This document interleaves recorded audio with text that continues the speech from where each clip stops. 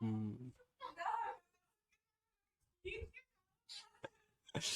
अब आज देखो इसका सेकंड पार्ट, किसी गहराई पर द्रव का दाब। वीडियो का सेकंड है ना।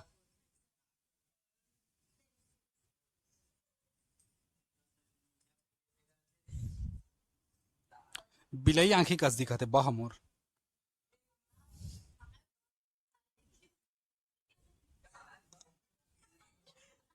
एक रे कथा थोड़ा सस्ता वाला नशा झन करे कर। सब साइड इफेक्ट है। किसी गहराई पर द्रव का दाब देखते हैं हम लोग, मान लो हम लोग एक वस्तु ले लेते हैं ना, मतलब एक पात्र ले लेते हैं ये है। हाँ, बटकी लोटा जो भी है। एक पात्र ले लेते हैं, ये है एक पात्र है बढ़िया जिसमें हम लोग का जल भरा है ना। वो पात्र कैसा भी रहे अपने क्या है। हाँ, मटका के दीवार सीधा रहता है ना रे। ना ना, तोर बुद्धि मत उसने चलबो। एक पात्र है जिसमें क्या भरा है, मम भरा है, जल, है ना। अब इसमें एक बेलन या कुछ भी हम लोग एक चीज डुबा देते हैं, मान लो एक बेलन है जिसको हम लोग डुबा दिए इस पात्र में ऐसे, है ना। हाँ, ये बेलन है इस पात्र में जिसको हम लोग क्या कर दिए हैं, डुबा दिए। ठीक, एक बेलन को हम लोग डुबा दिए। मान लेते इसकी ऊंचाई हम लोग का एच है। इसकी ऊंचाई हम लोग क्या मान लिए, एच। और पानी का घनत्व तो हम लोग क्या मान लिए, रो। ठीक, मान लो इसके अनुप्रस्थ काट का क्षेत्रफल कितना है, ए है। बेलन के अनुप्रस्थ काट का क्षेत्रफल ए है। ठीक, अच्छा, इस पर एक भार नीचे की ओर लगेगा, कौन सा, एम जी। नीचे की ओर लगेगा एक भार एम जी। अब समझो एक चीज, देखो, चूंकि हम लोग पढ़े हैं मतलब अगर किसी वस्तु को अगर पानी में डुबा दे तो उस पर भार उस पर जो दाब है सभी दिशाओं में लगेगा बराबर मात्रा में। और हम लोग देखे हैं कि यदि किसी चीज को डुबा दें तो उस पर जो दाब लगता है वो उसके पृष्ठ के लंबवत लगता है ना। मतलब मान लो इधर अगर दाब लगना है तो इस पृष्ठ के लंबवत इधर लगेगा, ऊपर में जो दाब लगना है वो इधर से लगेगा, नीचे में दाब लगना है वो इधर से, इधर लगना है वो इधर से। मतलब अगर इस मार्कर को मैं पानी में डुबाता हूं तो इस पर जो दाब लगेगा इस पृष्ठ के लंबवत इधर, इस पृष्ठ के लंबवत इधर, इस पृष्ठ के लंबवत इधर, और इस पृष्ठ के लंबवत नीचे से ऊपर की ओर, है ना। सब साइड लंबवत बल लगता है। और अगर किसी वस्तु को पानी में डुबा दो तो उस पर चारों दिशाओं से, सभी संभव दिशाओं से बराबर मात्रा में बल लगता है। तो मान लो ऊपर की ओर से इस पर बल लग रहा है, या दाब जो लग रहा है उसको हम लोग मान लेते हैं क्या, P1। और नीचे की ओर से जो बल लग रहा है उसको हम लोग क्या मान लेते हैं, P2। ये मान लिए, है ना। ये हम लोग का क्या है, बेलन है। अब समझो, बेलन स्थिर है कि गतिशील है, स्थिर है। स्थिर है मतलब कहीं ना कहीं बेलन पर लगने वाला संपूर्ण बल क्या है, नेट बल शून्य है।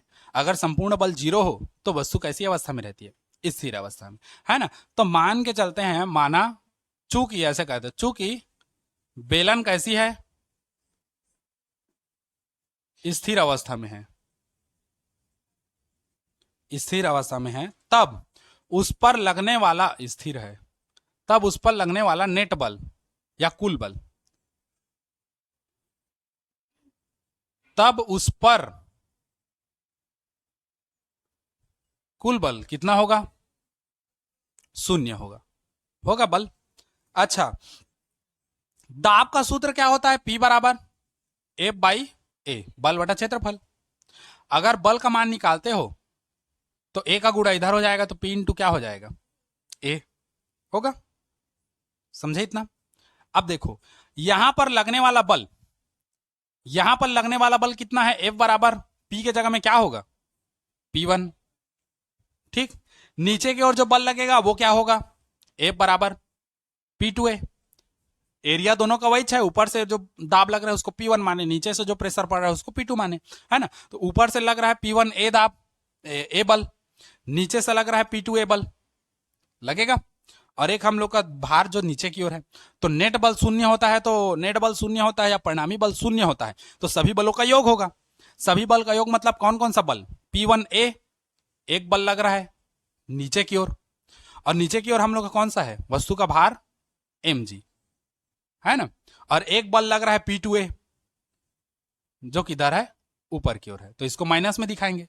सभी बल बराबर है परंतु विपरीत दिशा में है। ये दोनों बल बराबर है नीचे की ओर, ये भी बल बराबर है साथ में परंतु दिशा विपरीत है। ये दोनों नीचे की ओर लग रहा है, ये उसका उल्टा ऊपर की ओर लग रहा है। तो सबका मान कितना हो गया? हो गया।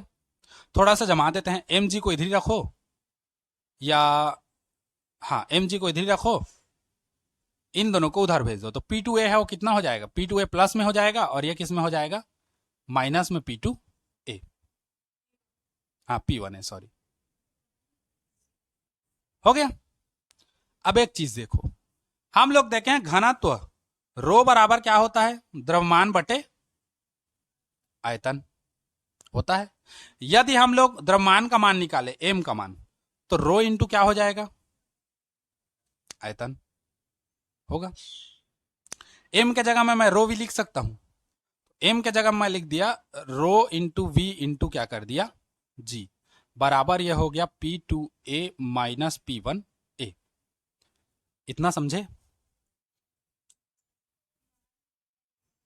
कौन बाहर निकलेगा? कॉमन निकालोगे कह रहे हो? हाँ तो निकालोगे ना, अभी काहे नहीं निकालोगे? अच्छा, इतना हो गया। अच्छा, आयतन कैसा होगा? ये क्षेत्रफल है, इसमें इस ऊंचाई का गुणा कर दो तो आयतन बनेगा हम लोग का, है ना। अब देखो यहीं से कैसा कैसा हो रहा है, देखो चूंकि चूंकि घनत्व रो बराबर द्रव्यमान बटे आयतन होता है, इसलिए हम लोग एम का मान निकाले, एम का मान निकाले तो रो इंटू वी हो गया, है ना।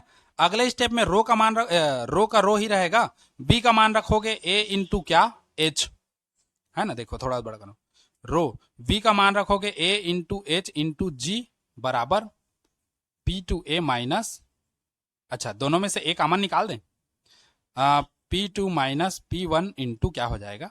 ए। दोनों में से हम लोग ए को क्या कर दिए? कॉमन निकाल दिए। इतना समझे? और ये कहां से आया?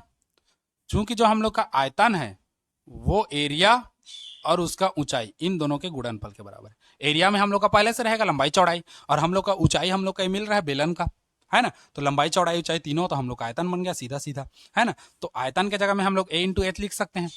अब देखो ए से ए कैंसिल, तो हम लोग जमा के लिख देंगे, इसको इधर कर दो, P two minus P one बराबर हो जाएगा कितना? Rho H G. समझे? इतना समझ गए ना?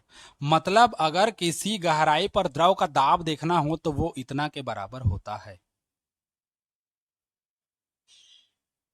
ठीक, समझे? इतना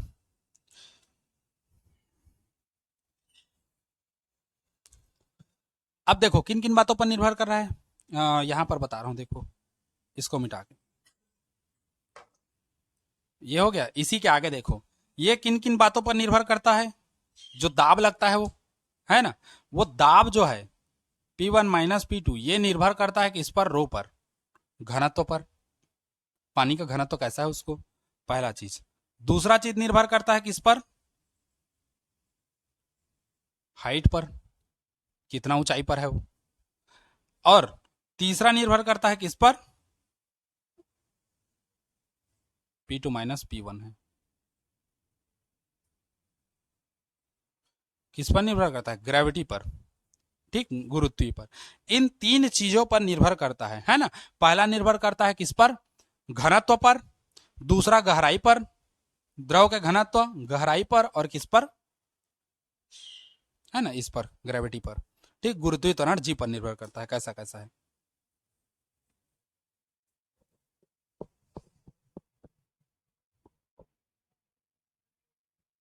समझे इसको? चलिए इसको नोट करिए, चित्र को बनाओ। माना फलाना लिखवाना है कैसे? ये चित्र को बनाओ, फिर माना फलाना लिखवा रहा हूं, है ना। या चित्र के लिए जगह छोड़ दो, है ना, छोटा सा एक साइड में, और माना फलाना मैं अभी लिखवा दे रहा हूं, फिर सीधा तुम लोग बनाना, है ना। चित्र के लिए थोड़ा सा जगह छोड़ दो, माना फलाना बोल रहा हूं, चलो लिखते जाओ, उसको पहले लिख लो साइड में। माना किसी पात्र में, माना किसी पात्र में, माना किसी पात्र में रो घनत्व वाला द्रव भरा है, रो घनत्व वाला द्रव भरा है।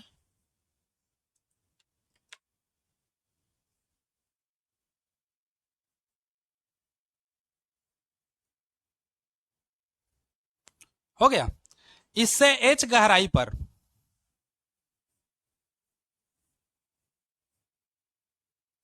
इससे h गहराई पर एक बेलन की कल्पना करते हैं।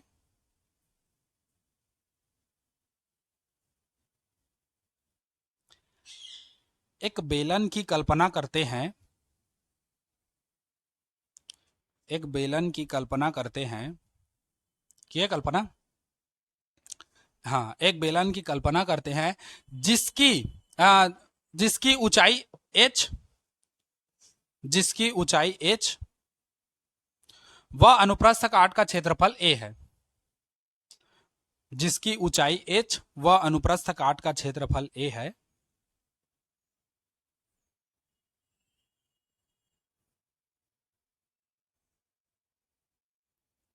कैपिटल ए है। पूर्ण विराम कर दो। चूंकि बेलन स्थिर अवस्था में है, चूंकि बेलन स्थिर अवस्था में है,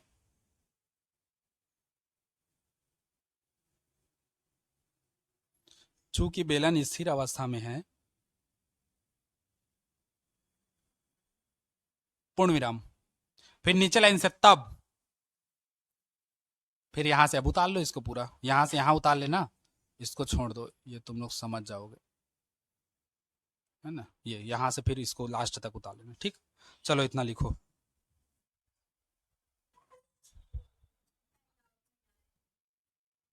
इच्छा में हो गया। अब देखो पास्कल का नियम।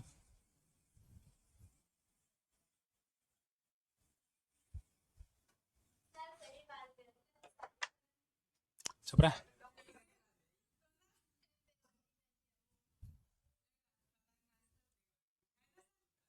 हाँ,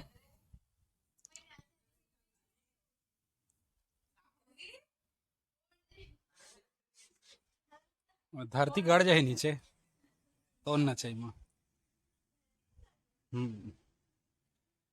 तन आज भी ना तो जमीन के नीचे जितनी भी धातुएं अयस्क हैं वो बाहर आ जाएंगी बिना खुदाई के, है ना। हम्म। पूरा 3 प्रकार का होता है ना धातु से अयस्क निष्कर्षण की विधि। 3 तो होता है ना। क्या क्या होता है? हाँ, एक गुरुत्वीय चुंबकीय विधि है, और एक झाग उत्प्लावन विधि है, और एक वो कन्वेयर बेल्ट वाला, है ना। चुम ये हाँ, वैसे 3 तो है ना। हाँ, एक ठो इसके हिसाब से आ जाएगा, नचकारीन विधि, है ना। नाची जा जा तो जद का सोना चांदी ऊपर आई, ठीक। हाँ, बस बस सेम सेम प्रोसेस। हो गया। तो अब हम लोग देखेंगे पास्कल विधि। क्या हो गया? नाम थोड़ी ले आऊं, नहीं करूंगा कट। पास्कल का नियम देखो, अब क्या है पास्कल का नियम। अगर किसी बंद द्रव पर अगर हम लोग किसी एक दिशा से दाब लगाते हैं तो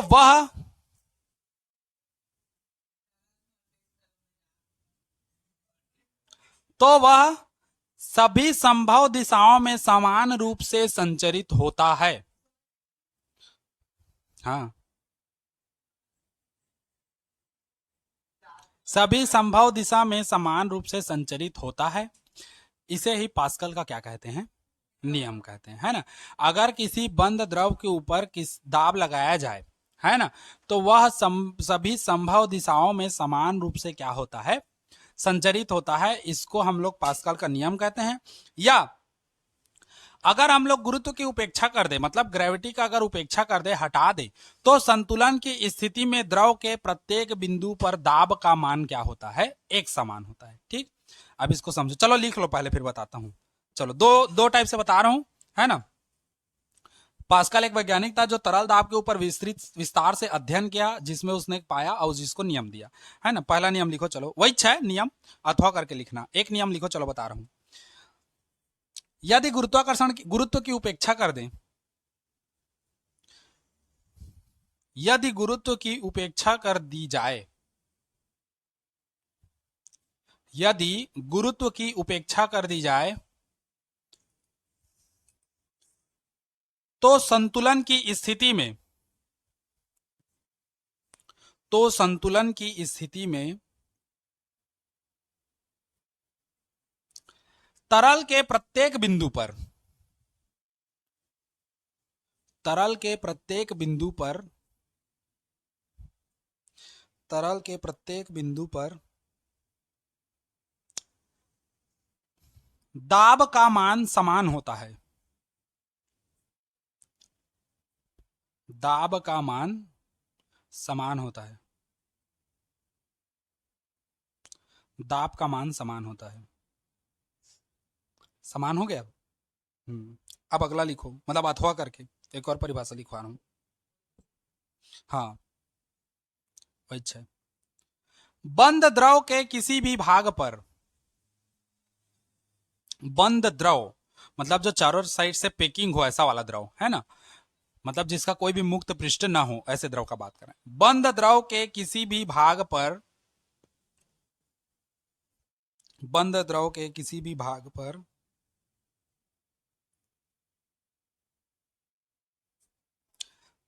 दाब आरोपित करने पर,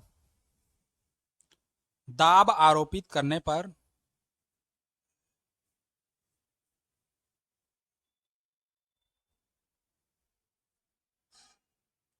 आरोपित करने पर वह सभी संभव दिशाओं में, सभी संभव दिशाओं में, सभी संभव दिशाओं में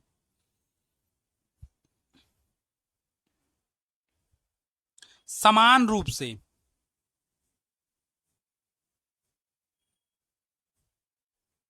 समान रूप से उसी परिमाण के साथ वितरित हो जाता है। वितरित या संचरित जैसा भी लिखो, समान रूप से उसी परिमाण के साथ समान रूप से वितरित, या जैसा भी लिखो, वितरित लिख लो या संचरित लिख लो, दोनों में से कोई एक लिख लो। वितरित लिखना चाहो तो वितरित, संचरित होता है तो संचरित हो जाता है।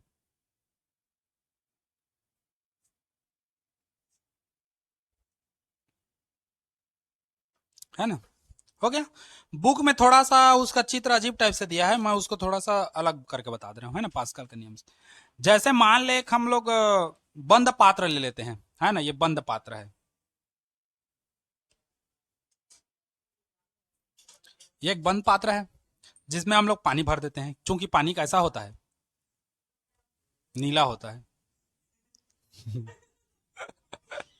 है ना, पानी कैसा होता है, नीला होता है। सुनैना कैसी है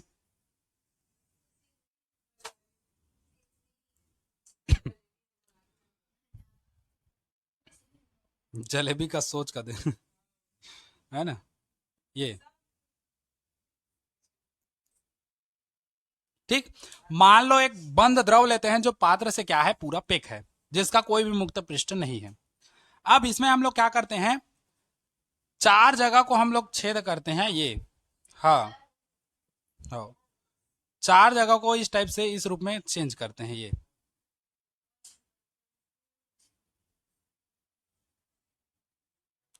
और ये चार, है ना। और इन चारों जगह में हम लोग क्या करते हैं, पिस्टन लगाते हैं, पिस्टन। और ये पिस्टन कैसा है, घर्षण रहित, घर्षण रहित पिस्टन है।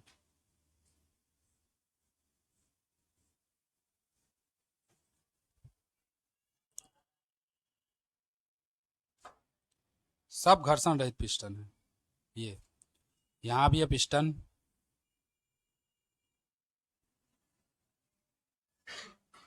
ये ठीक। अगर इस पिस्टन द्वारा हम लोग दाब आरोपित करते हैं, मान लो ये सब पानी भरा है ना, यहां तक पानी कलर मैला हो जाते हैं, ठीक। अब मान लो यहां से हम लोग 10 पास्कल का बल लगाते हैं, क्योंकि दाब का मात्रा क्या होता है, पास्कल, है ना। मान लो 10 पास्कल का बल लगाते हैं, तो यहां से अगर दाब लगाओगे, यहां से प्रेशर डालोगे, तो ये समान रूप से सभी संभव दिशाओं में क्या होगी, उतने ही परिमाण में वितरित होगी। 10 पास्कल है तो 10 पास्कल के बराबर ये इधर खिसकेगा, ये इधर खिसकेगा और उधर खिसकेगा उधर। यही हम लोग का पास्कल का नियम है। पास्कल का नियम ये कहता है कि यदि कोई बंद द्रव है तो बंद द्रव के किसी भी भाग पर, है ना, द्रव, बंद द्रव के किसी भी भाग पर जो दाब हम लोग लगाते हैं या आरोपित दाब जो है वो सभी संभव दिशाओं में समान रूप से उतने ही परिमाण में क्या होती है, वितरित या संचरित होती है। मतलब 10 पास्कल का बल इधर से या दाब इधर से दोगे तो उतना ही ये इधर खिसकेगा, उतना ही ये बाहर निकलेगा, उतना ही बाहर निकलेगा। ठीक, क्योंकि ये द्रव कैसा होता है, ये जो द्रव भरा है इसमें जो लिक्विड भरा है वो कैसा है, असंपीड्य है। और असंपीड्य जिसे दबाया ना जा सके।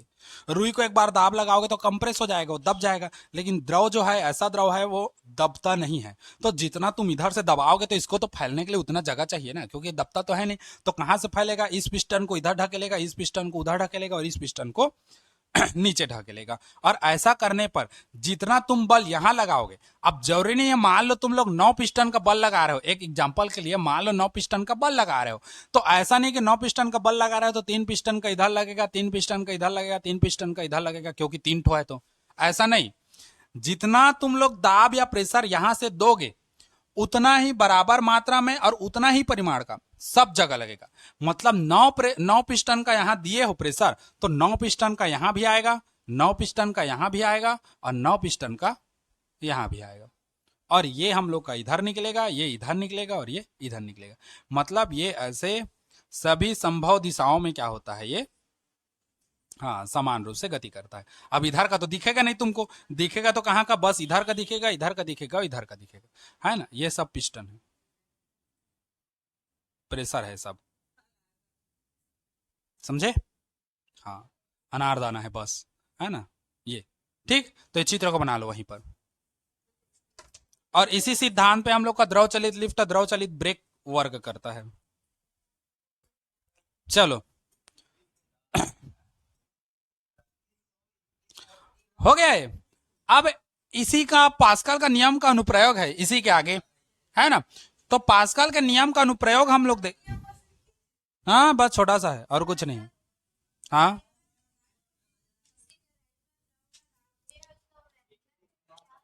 कौन सा, हाँ हाँ हाँ हाँ वहीं तक तो है, उसका डेरिवेशन है बस। हाँ मतलब कितना दाब लगेगा ना किसी गहराई पर, वो उसके लिए था, इतना का गहराई का दाब लगेगा करके। उसके बाद उसका निर्भरता था। उसके बाद फिर हम लोग का अगला टॉपिक बना जो था पास्कल का नियम। ठीक, अब उसके बाद है हाँ पास्कल के नियम के अनुप्रयोग, जिसमें द्रव चलित लिफ्ट और द्रव चलित ब्रेक है। तो द्रव चलित लिफ्ट को अभी देख लो, द्रव चलित ब्रेक को कल बता देंगे। अरे स्पीड में करूंगा तब भी उतना ही टाइम खाएगा। हेडिंग डालो पास्कल के नियम के अनुप्रयोग।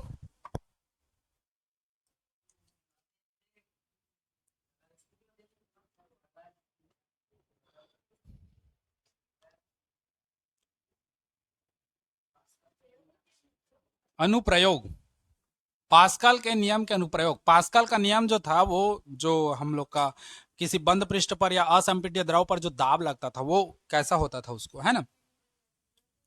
पहला आएगा द्रव चलित लिफ्ट।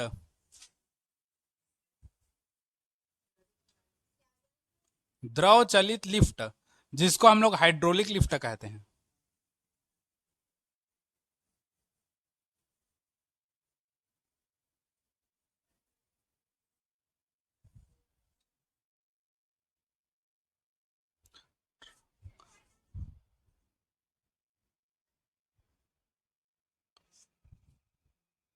हाइड्रोलिक लिफ्ट, हाइड्राउलिक हाइड्राउलिक पढ़ने के टाइम में हाइड्रोलिक पढ़ते हैं, हाइड्रोलिक लिफ्ट। अब निमोनिया है, सिंपल पढ़ोगे तो निमोनिया, स्पेलिंग लिखने जाओगे तो पी पहले आता है, जबकि पी का कोई मतलब ही नहीं, साइलेंट है वो, वैसी है। नो है, के आता है, वो सब है। वही तो इंग्लिश का कोई दर्द नहीं रहता।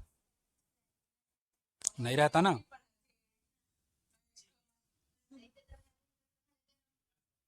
हो गया। हाँ, अब देखो द्रव चलित लिफ्ट क्या होता है। वही होता है जो खुदा चाहता है। शायर बना थे आजकल हमारे यहाँ। तो द्रव चलित लिफ्ट का उपयोग क्यों किया जाता है बताओ।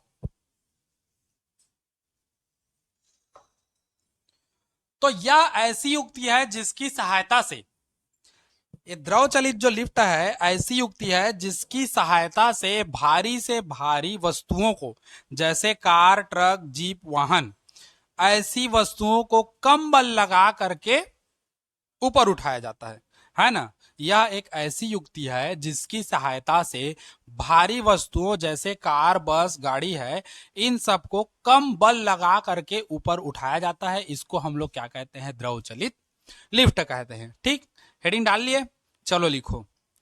यह ऐसी युक्ति है जिसकी सहायता से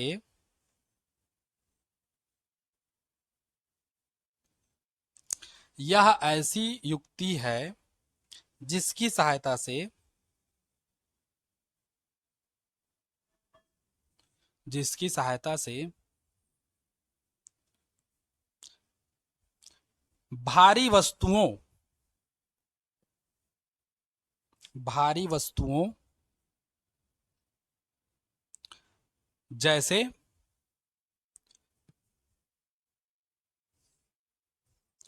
कार, बस, ट्रक, अल्प विराम देते जाना, आदि आदि ट्रक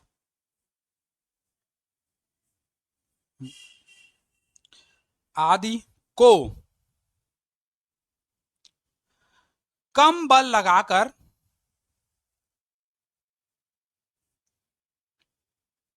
ऊपर उठाने में किया जाता है।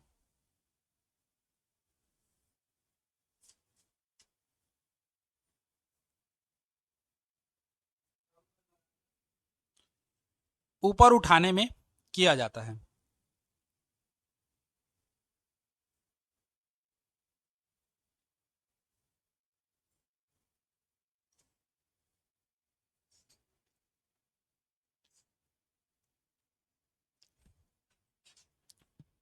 हो गया। अब देखो इसमें होता क्या है। द्रव चलित लिफ्ट का संरचना देख लो, है ना, पेपर में पूछ देता है द्रव चलित ली दो बार आता है ना तो कंफ्यूज। द्रव चलित लिफ्ट है ना, इसको पेपर में दे देता है। द्रव चलित लिफ्ट क्या है, किसे कहते हैं, इसका वो दुनिया भर का है ना, लीली लीली करके। हाँ, तो द्रव चलित लिफ्ट क्या है देखो। इसमें बेलनाकार नली होती है।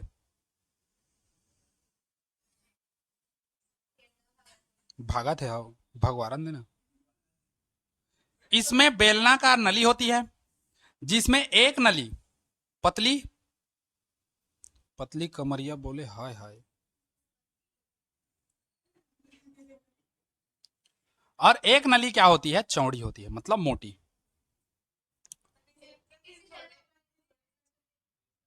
तो नली तो ये बेलनाकार हो, देखना हो तो तुमन की आंखी में नहीं दिखाते, मैं क्या करूं। ये ये बेलनाकार नली है। मानने में कहा जाता है, पूरा फिजिक्स इसी में टिका है।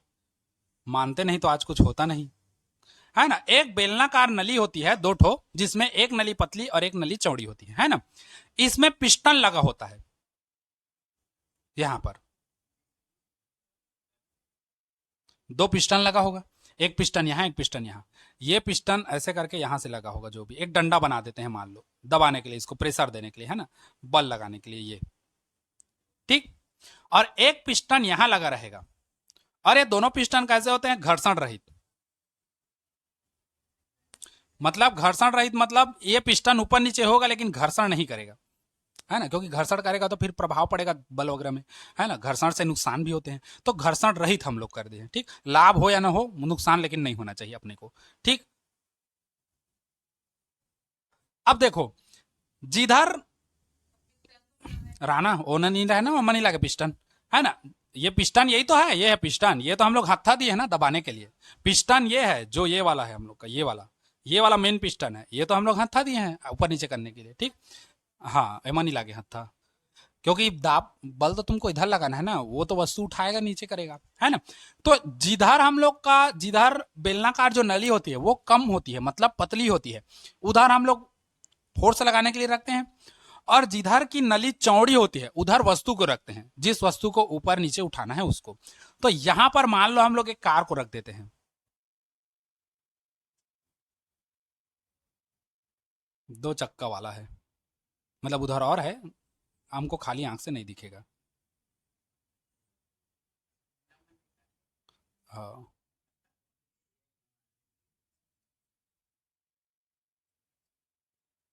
ये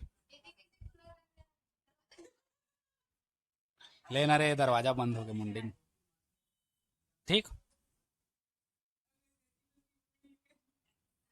टाटा, टाटा का कार है जी, है ना, टाटा कार है, टाटा नहीं कहा थे। तो देखो हम लोग क्या करेंगे अच्छा, इस बेलनाकार नली में क्या भरा रहेगा? हाँ, द्रव भरा रहेगा, पानी नहीं भरा है क्या है, तरिया के पानी भर भाई।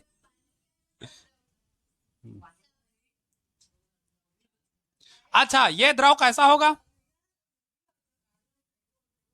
असंपीड्य और अश्यान, है ना। श्यान किसको कहते हैं? जो गाढ़ापन को कहते हैं। और ये अश्यान, हाँ, द्रव का जो गाढ़ापन होता है उसको श्यान कहते हैं। श्यान, वो श्यान बाबू वाला श्यान नहीं, ये वाला श्यान है, श्यानता, मतलब उसका श्यान।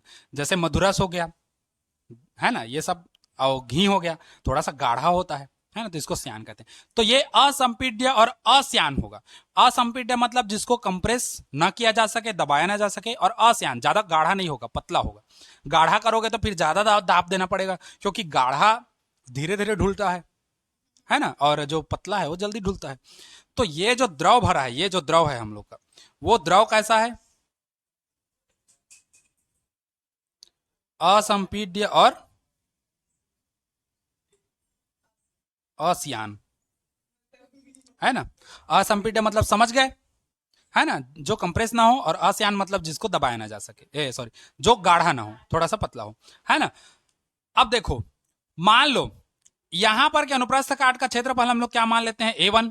तो यहां पर के अनुप्रस्थ काट का क्षेत्रफल क्या हो जाएगा? A2। समझे इतना? यहां पर के अनुप्रस्थ काट का क्षेत्रफल A1, यहां पर के अनुप्रस्थ काट का क्षेत्रफल A2, है ना। यहां पर हम लोग अपना बल लगाएंगे, क्योंकि परिभाषा में वही लिखा है, जहां कम बल लगा करके वस्तु को क्या किया जाता है? ऊपर उठाया जाता है। कम बल लगाओगे, यहां पर लगने वाला बल हम लोग क्या मान लें? F1। यहां पर बल F1 लगाएंगे, जिससे इसमें प्रेशर उत्पन्न होगा, है ना। अब प्रेशर P का फॉर्मूला क्या है? और जो F1 के कारण प्रेशर उत्पन्न होगा क्या होगा? P1। तो प्रेशर होगा वो F1 बटे A1 के बराबर होगा, यहां पर जो प्रेशर उत्पन्न होगा, ठीक। अच्छा, मैं अभी बताया पास्कल के नियम पर फॉलो करता है, तो पास्कल का नियम क्या कहता है? यदि बंद द्रव के ऊपर किसी भी एक भाग से दाब लगाया जाए, तो वो दाब जो है सभी संभव दिशाओं में बराबर मात्रा में, उसी परिमाण में सभी संभव दिशाओं में क्या होता है? संचरित होता है। तो ये जो दाब हम लोग लगा रहे हैं, ये जो प्रेशर हम लोग लगा रहे हैं, ये प्रेशर इधर से ऐसे करके आते जाएगा, है ना। और ये जो प्रेशर आएगा, ये प्रेशर जाकर किधर लगेगा? इधर लगेगा। तो ये वस्तु कहां हो जाएगी? ऊपर उठेगी, है ना। अब ये वस्तु ऊपर की ओर लगेगी यहां पर, तो लगने वाला बल क्या होगा? F2। और यहां पर प्रेशर पड़ेगा, क्या होगा? P2। और P2 का जो वैल्यू है वो F2 बटे A2 के बराबर होगा। और पास्कल का नियम में क्या किए हो? जो एक साइड से दाब लगाओगे तो सभी संभव दिशाओं में जो दाब लगेगा वो बराबर परिमाण का होगा। मतलब यहां P1 और P2 आपस में क्या होगा? बराबर होगा। तो P1 और P2 आपस में बराबर होगा, तो P1 बराबर क्या करोगे? P2। कहां से? पास्कल के नियम से। पास्कल के कहां से? नियम से, है ना। या P2 बराबर P1 कर देते हैं। P2 बराबर P1। P2 का वैल्यू लाया हो कितना? F2 बटे A2 बराबर F1 बटे A1 लाए, है ना। हाँ, तो F2 का मान निकालोगे तो A2 इधर गुड़ा होगा, तो A2 बटे A1 इंटू क्या होगा? F1 होगा। यही पास्कल के नियम का व्यंजक है। अब एक चीज समझो, यदि इसी में कंडीशन देखो, यदि A2 बड़ा होगा किससे, A1 से, मतलब A2 यहां का क्षेत्रफल, जो क्षेत्रफल है वो बड़ा कर देंगे किससे, A1 से, तो उस कंडीशन में क्या हो जाएगा, F2 बड़ा हो जाएगा किससे, F1 से। समझे कैसे, नहीं समझे, एक बार समझो, देखो जैसे एक एग्जांपल बता रहा हूं तुम लोग को, समझना यहीं पर। मान लो यहां का एरिया जो है, यहां पर को जो एरिया है, जो क्षेत्रफल है A1 का, वो 10 है, 10 क्षेत्रफल के बराबर है ना, 10 सेंटीमीटर या 10 वर्ग मीटर जो भी है। और यहां पर का उससे हम लोग 100 गुना या 1000 गुना ज्यादा ले लेते हैं, उसको 1000 गुना ले लेते हैं, 1000 गुना है, ठीक। तो यहीं पर मान रखो, तो F2 बराबर A2 का मान कितना रखोगे, 1000 बटे इसको कितना करोगे 10, और यहाँ ए नीचे ए और इंटू F1, ये से यहां से ये खत्म, तो F2 बराबर कितना आ जाएगा, ए से ए खत्म, तो मतलब जो बल हमको प्राप्त होगा वो लगाए गए बल से कितना गुना होगा, 100 गुना होगा। मतलब यहां पर का क्षेत्रफल इससे जितना ज्यादा बढ़ाओगे, यहां से जो बल लगेगा वो उतने ही ज्यादा गुना क्या होगा, निकलेगा। हम लोग 1000 गुना हम लोग इससे ज्यादा चौड़ा किए, जो बल लगाए वो उससे 100 गुना ज्यादा। देखो बल कितना लगा रहे हैं, कुछ नहीं लगाया ज्यादा, है ना, लेकिन हमको जो प्राप्त हो रहा है बल वो कितना प्राप्त हो रहा है, 100 गुना। मतलब जो थोड़ा सा बल लगाए हैं बहुत बल के मात्रा में हम लोग का इसको निकाला है, तो टाटा को क्या, इसका बाटा सब वो सबको निकाल देगा ऊपर, टाटा का बेटा का सब, है ना, 10 टाटा को उठा के फेंक देगा वो। तो यही द्रव चलित लिफ्ट है हम लोग का, है ना, हाइड्रोलिक लिफ्ट। इसमें हम लोग कम बल लगा करके भारी से भारी चीजों को, है ना, ऊपर उठाया जाता है। समझे इसको, ये है। तो इसीलिए ये उदाहरण है तुम लोग का, ये एग्जाम्पल है। इस एग्जाम्पल में समझोगे ना तो पता चलेगा कि जो लगने वाला बल जो है, लगाए गए बल से 100 गुना ज्यादा प्राप्त होता है, ठीक। तो ये चित्र बनाओ, माना फलाना लिखवाता हूं, है ना, उसके बाद फिर आगे बढ़ेंगे। कि माना फलाना पहले लिखवा दूं, चित्र के लिए जगह छोड़ दो, माना फलाना पहले लिखो, है ना। चलो लिखो, बताता हूं। चित्रानुसार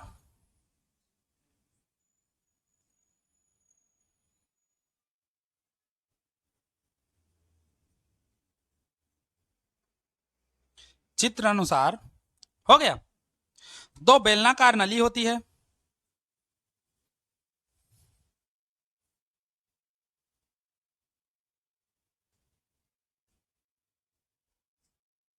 इसको कुछ मान ले, बेलनाकार नली को एक्स वाई मान लेते हैं, है ना। इस बेलनाकार नली को एक्स मान लो, और इस बेलनाकार नली को वाई मान लेते हैं, ठीक। चित्रानुसार दो बेलनाकार नली होती है, हो गया, पूर्ण विराम कर दो। फिर पैराग्राफ, उस पैराग्राफ चेंज मत करना ना, उसी में लिखना। नली एक समय, कैपिटल एक्स, नली एक समय माना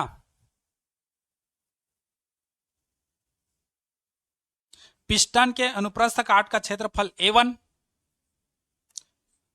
हाँ हाँ, माना नली एक समय पिस्टन के, पिस्टन लिखना जानते हो ना, नहीं जानते, ये पिस्टन, पिस्टन, हो गया। माना नली एक समय पिस्टन के अनुप्रस्थ काट का क्षेत्रफल A1,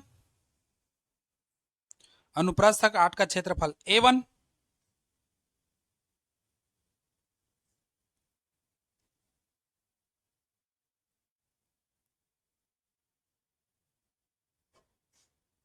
हो गया। लगने वाला बल F1, लगने वाला बल F1,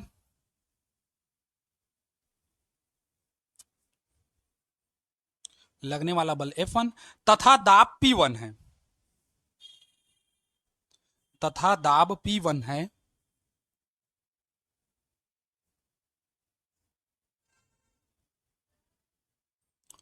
हाँ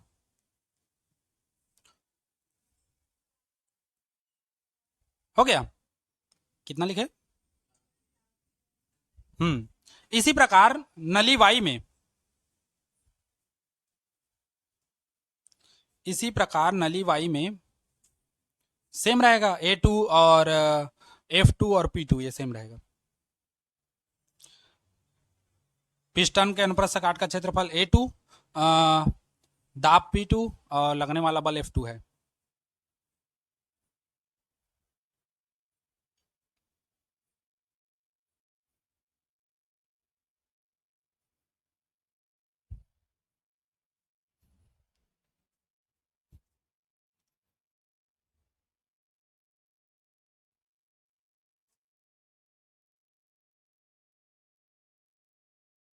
हो गया।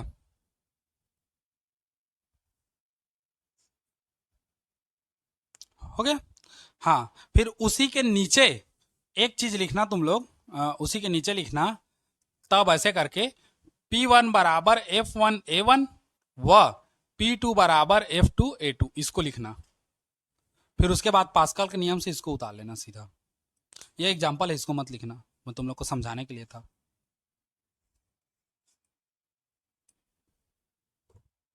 इसको यहां पर लिखना। चूंकि A2 बड़ा होगा A1 से, तो F2 भी बड़ा होगा F1 से।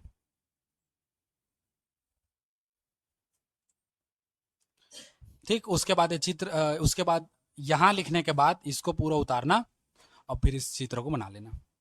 ठीक, आज के लिए इतना ही। देखो बस, उसके बाद द्रव चलित ब्रेक को कल बताएंगे।